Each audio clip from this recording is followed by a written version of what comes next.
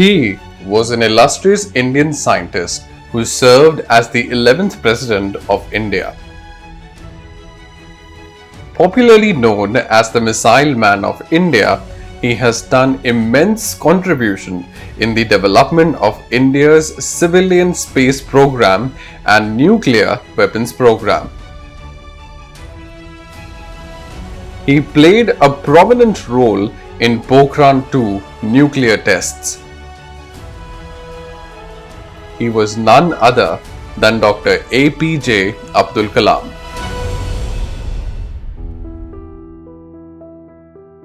Abul Pakir Jainulabdin Abdul Kalam, better known as A.P.J. Abdul Kalam, was an illustrious scientist turned statesman who worked primarily with the Indian Space Research Organization and the Defense Research and Development Organization.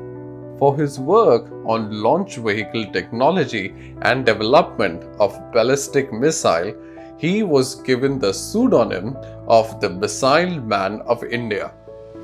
Fondly called as People's President, he was honored with Bharat Ratna for serving the country as a scientist.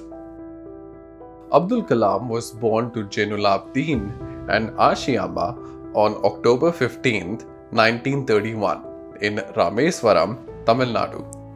The youngest of the 5 siblings, he was born into a poor Muslim family. His father owned a boat and also served as an imam of a small mosque. He had to work as a newspaper hawker in his childhood to support his family's income. He was an average student during his school years but was hardworking and determined. He earned his elementary education from the Squad's Higher Secondary School in Ramanathapuram.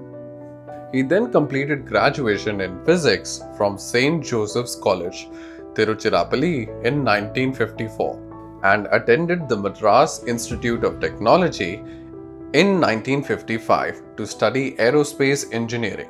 He dedicated his whole life for the nation and stayed a lifelong bachelor.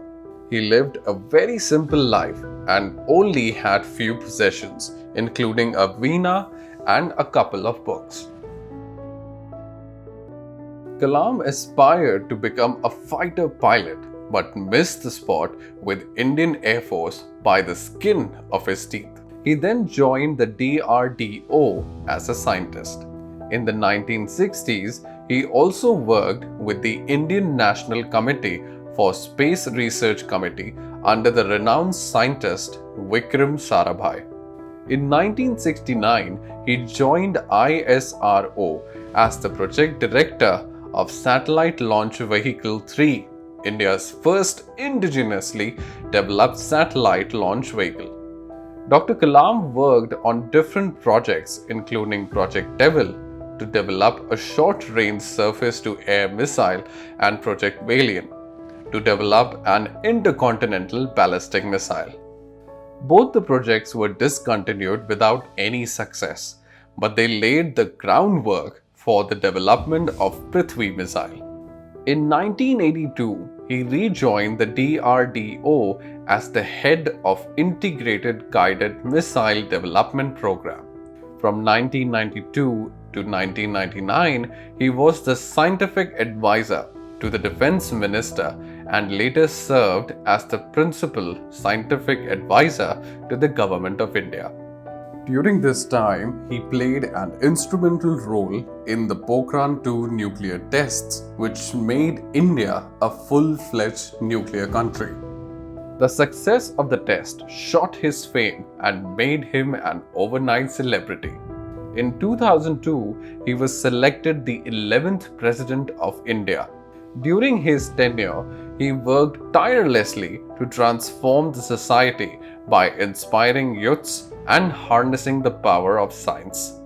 He signed the Office of Profit Bill, which he considered as one of the hardest decisions of his presidency.